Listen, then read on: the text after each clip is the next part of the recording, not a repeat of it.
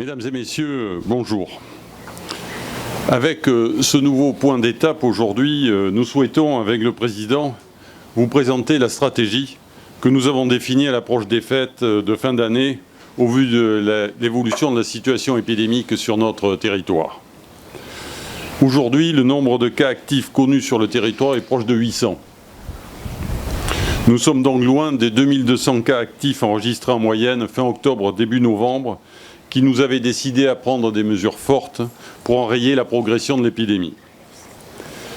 À Tahiti et Mooréa, le taux d'incidence sur 7 jours, c'est-à-dire le nombre de cas actifs pour 100 000 personnes, a diminué, mais reste encore de l'ordre de 300, ce qui reste élevé dans la mesure où le seuil d'alerte maximal est fixé à 250 au niveau national.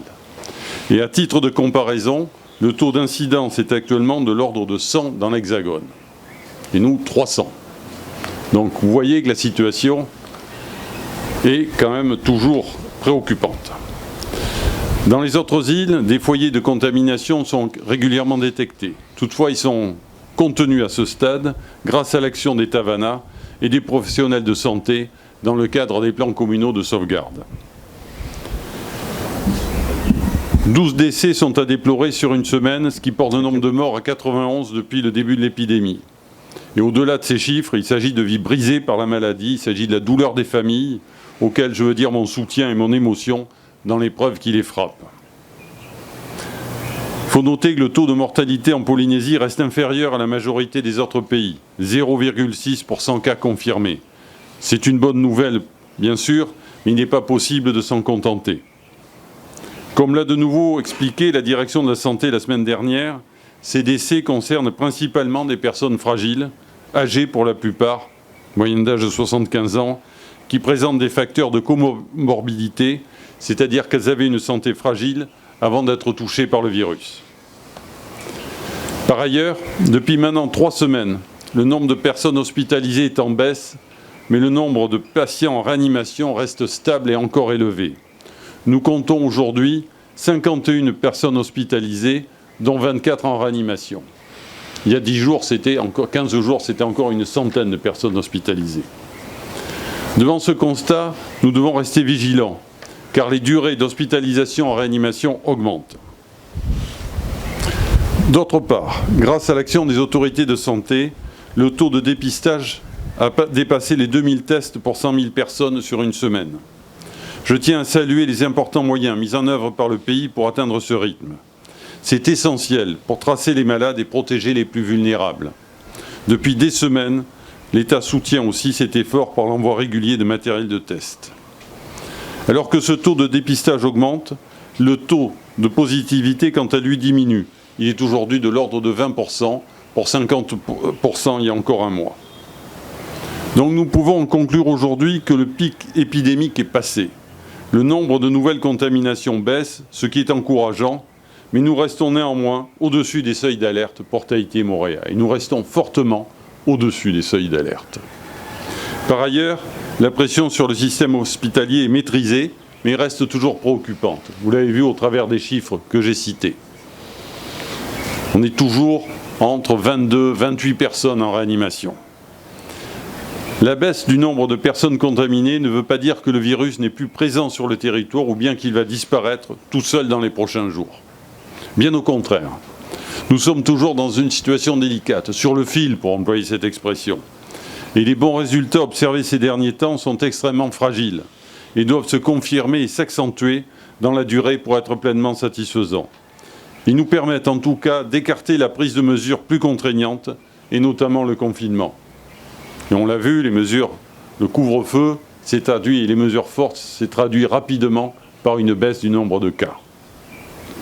Ce que nous avons fait jusque-là nous a donc permis de remporter une première victoire contre ce virus. Et avant d'aller plus loin, je souhaiterais revenir sur cette stratégie que nous avons mise en place jusque-là avec le pays. Comme vous le savez, depuis le début de la crise, notre objectif est de limiter la propagation du virus en cassant les chaînes de contamination, tout en maintenant une activité économique et sociale sur le Fénois. Et pour y parvenir, nous avons pris une série de mesures précoces, fortes, mais adaptées à la situation de la Polynésie. Et elles sont destinées en particulier, et j'insiste sur ce point, à empêcher les rassemblements festifs et limiter au maximum les activités à risque épidémique. Nous constatons avec le président Édouard Fritch que cette stratégie fonctionne. Nous avons réussi à éviter le confinement. Il y a quelques semaines, quand nous nous exprimions ici, nous craignions d'être obligés de mettre en œuvre ce confinement. Et grâce à la mobilisation du pays, des Tavanas, de l'État, et grâce à la solidarité, à la responsabilité de la grande majorité des Polynésiens et des Polynésiennes, le Fénois a bel et bien commencé à surmonter cette épreuve. Nous sommes aujourd'hui sur la bonne voie et vous pouvez tous en être collectivement fiers. Le couvre-feu est une mesure contraignante, je le mesure pleinement. Mais elle est adaptée pour limiter au maximum les rassemblements la nuit et permet, contrairement au confinement, de maintenir une activité économique et sociale le jour, ainsi que l'école. Par ce moyen, nous avons préservé de nombreux emplois sans compromettre l'avenir de nos enfants. Les fermetures administratives d'établissements pèsent sur votre quotidien, j'en suis conscient également, et elles sont cependant nécessaires pour éviter l'apparition de nouveaux foyers de contamination et leur multiplication. Depuis mars dernier, nous avons demandé de respecter ces contraintes nouvelles et de changer vos habitudes, nos comportements, en particulier dans la vie familiale et amicale, afin de limiter au maximum les contacts. Cette situation exceptionnelle que nous traversons ne permet donc aucun relâchement. Je sais que je peux compter sur vous qui êtes nombreux à respecter les mesures sanitaires et les gestes barrières. C'est à chacun de ceux qui respectent ces recommandations au quotidien que revient le plus grand mérite d'ailleurs dans cette lutte contre le virus. Mais comme vous pouvez le constater, l'épidémie dans le monde et sur notre territoire est encore loin d'être terminée. Nous devons donc poursuivre nos efforts pour se mettre à l'abri de ce virus qui contamine encore aujourd'hui entre 150 et 200 personnes par jour. Donc le combat n'est pas fini et nous devons par conséquent maintenir les mesures que nous avons mises en œuvre jusqu'au 15 janvier. Les mesures qui s'arrêtaient le 14 décembre seront donc prolongées jusqu'au 15 janvier. Nous savons qu'il y a de fortes attentes pour les fêtes de fin d'année. Elles sont traditionnellement la promesse de retrouver ses proches, de passer du temps en famille ou entre amis et pour certains de communier. Cependant, je vais être très clair. En 2020, ces moments de retrouvailles devront être nécessairement différents de ceux que nous avons l'habitude de vivre en cette période de l'année. C'est pourquoi, dans un cadre concerté avec le pays et les Tavanas, nous avons pris la décision donc de maintenir l'ensemble des mesures en vigueur jusqu'au 15 janvier prochain, donc avec le maintien du couvre-feu sur Tahiti et Moorea de 21h à 4h et avec les mêmes conditions de déplacement limité et de fermeture des établissements recevant du public. Cependant, pour les soirs de Noël et du Nouvel An, avec le président Édouard Fritch, nous avons décidé de décaler l'horaire du couvre-feu d'une heure. Ainsi, le 24 décembre et le 31 décembre, il débutera à 22h au lieu de 21h. Compte tenu de la situation sanitaire encore fragile que je viens de vous exposer, il n'était pas possible de prendre le risque de suspendre purement et simplement le couvre-feu les 24 et 31 décembre. Je sais qu'il y avait des attentes pour cela, mais on ne pouvait pas le faire. Nous sommes encore à des taux d'incidence, je le disais, de 300 pour 100 000 habitants. C'est encore trop fort. Nous ne devons pas. En effet, ce sont 2 nuits de festivités marquées, habituellement en Polynésie, par de nombreux rassemblements et qui sont propices à la circulation du virus. Mais nous avons tout de même voulu faciliter la vie des personnes. C'est peut-être symbolique, mais on a voulu le faire. Qui voudront se rendre à l'église ou au temple en début de soirée, pour pouvoir rentrer chez elles après un dîner familial en petit comité ou après un dîner au restaurant. L'objectif est clair. Les soirées de Noël et du Nouvel An ne devront pas se traduire par un laisser-aller généralisé qui pourrait transformer la fête du mois de décembre en drame au mois de janvier. Parce que c'est ça notre objectif. On veut éviter de se retrouver contraint, s'il y avait un rebond de l'épidémie, à reprendre encore des mesures encore plus dures autour du 15 janvier.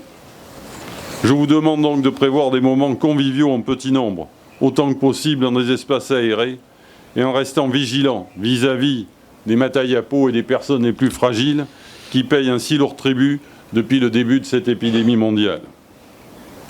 Avec le président, nous sommes conscients des efforts que nous continuons à vous demander. Lors de nos déplacements dans les communes, dans les quartiers, nous avons perçu la lassitude que vous pouvez ressentir face à cette situation. C'est sûr, on peut en avoir assez de ces mesures, de ces contraintes qui pèsent sur nous. C'est difficile, et on connaît les attentes et les interrogations sur ce sujet. Je sais que vous vous posez la question, pourquoi devons-nous maintenir impérativement ces mesures alors que l'horizon semble s'éclaircir? Mais c'est justement parce qu'il s'éclaircit qu'il faut continuer ces mesures. Parce que c'est ce qui va nous permettre, et nous l'espérons fortement, d'éviter une nouvelle vague de contamination à l'issue des vacances de fin d'année. En effet, nous le savons tous, les vacances sont l'occasion de nombreux mouvements de population dans les îles. Beaucoup d'élèves sont amenés à rejoindre leurs familles. Ces retours indispensables pour nos enfants doivent néanmoins se faire avec la plus grande précaution. Il ne faut pas que ces retrouvailles joyeuses donnent lieu à de nouvelles contaminations. C'est pour cette raison qu'un dispositif sanitaire a été mis en place par les services polynésiens de la santé et de l'éducation. Ce dispositif comprend notamment un protocole de rapatriement des internes dans les îles, en lien avec les communes, de manière à limiter le risque sanitaire. Et aussi, nous prenons ces mesures parce que nous devons continuer à préserver le système de santé polynésien qui est sous tension depuis plusieurs semaines et lui permettre de reprendre la prise en charge des soins non urgents. Nous aviez posé la question à plusieurs reprises. On n'a pas fait de tri au service des urgences. Tout le monde a pu être pris en charge. Mais c'est fragile. Cette situation est très fragile. Il y a des équipes, des renforts qui sont venus d'ailleurs de métropole pour épauler le personnel médical ici, mais ça reste très fragile. Et comme je le disais, il ne faut pas relâcher trop tôt notre vigilance dans nos activités professionnelles et personnelles, parce que ça serait prendre le risque d'effacer brutalement les résultats qu'on a obtenus. Il y a de bons résultats, mais il ne faut justement pas les effacer par, je dirais, ces résultats qui ont été obtenus grâce aux efforts consentis pendant plusieurs mois. Il ne faudrait pas les effacer parce qu'on aurait passé 3-4 soirées de festivités en fin d'année. Donc nous devons rester tous ensemble mobilisés. Mais nous devons également nous fixer un cap. En fonction de l'évolution de l'épidémie et de la tension sur l'hôpital, et si les fêtes de fin d'année n'entraînent pas de nouveaux foyers de contamination difficiles à surmonter, nous pourrons envisager une levée graduée des mesures en vigueur à partir du 15 janvier. C'est une perspective que nous pouvons nous fixer et nous en avons discuté, bien sûr, avec le Président. Et nous pourrons envisager alors de reprendre progressivement le chemin qui nous conduira à un retour à la normale. Dans cette période, il convient qu'on soit tous solidaires, bien sûr localement, et également que cette solidarité nationale s'exprime. Je parlais tout à l'heure de la réserve sanitaire, mais c'est bien sûr au vaccin auquel je pense principalement. La France a commandé des millions de doses auprès des principaux laboratoires pour des vaccins qui ont été jugés efficaces et sans risque. Les premières doses seront acheminées vers la Polynésie française début janvier. De leur côté, les autorités du pays ont défini une stratégie de vaccination qui fera l'objet d'un programme échelonné sur l'ensemble de l'année 2021. Cela va prendre du temps. Cette vaccination va s'étaler sur le premier semestre 2021. Mais pendant ce temps, le virus, lui, va continuer à circuler. C'est pour cette raison qu'aussi nous devons être vigilants. Même si le vaccin est une belle perspective pour nous, pour améliorer la situation, il convient toujours de maintenir cette vigilance. Et ce processus va prendre du temps, donc il faut en tenir compte. Et il nous faudra donc continuer à contrer le virus avec toutes les méthodes qui sont à notre disposition, comme celles que nous mettons ensemble en œuvre depuis la mi-août. Et dans ce contexte encore incertain, je comprends l'angoisse des commerçants qui n'aspirent qu'à pouvoir travailler. Je les remercie d'ailleurs pour les efforts consentis, le dispositif de protection des consommateurs qu'ils ont pu mettre en place, notamment à l'occasion d'événements importants comme le Black Friday. Je pense aussi aux restaurateurs obligés d'arrêter leur service à 21h ou encore aux hôteliers, mais la liste n'est pas limitative, aux compagnies aériennes qui ont connu une baisse de leur fréquentation. Donc, pour conclure, et vous l'aurez compris, le moment n'est pas encore venu de relâcher les efforts. C'est ça le message qu'on veut passer. Si nous voulons passer une année 2021 plus sereine, nous devons absolument continuer à être tous unis et solidaires face à ce virus. Je tiens pour finir à souligner la coordination toujours constante entre l'État et le pays pendant cette crise. C'est une vraie force qui nous permet de définir ensemble une stratégie de lutte cohérente et efficace. Je vais pouvoir compter sur vous pour qu'à la mi-janvier, nous puissions annoncer avec le Président des mesures plus réjouissantes. Parce que c'est vrai que ce n'est pas facile dans cette période festive de demander encore des efforts, de souligner des contraintes. On le sait. Mais c'est dans la perspective de mieux démarrer en 2021 que nous agissons. Et c'est fort de cette espérance que je vous souhaite quand même de bonnes fêtes de fin d'année et surtout en vous protégeant et en protégeant les autres.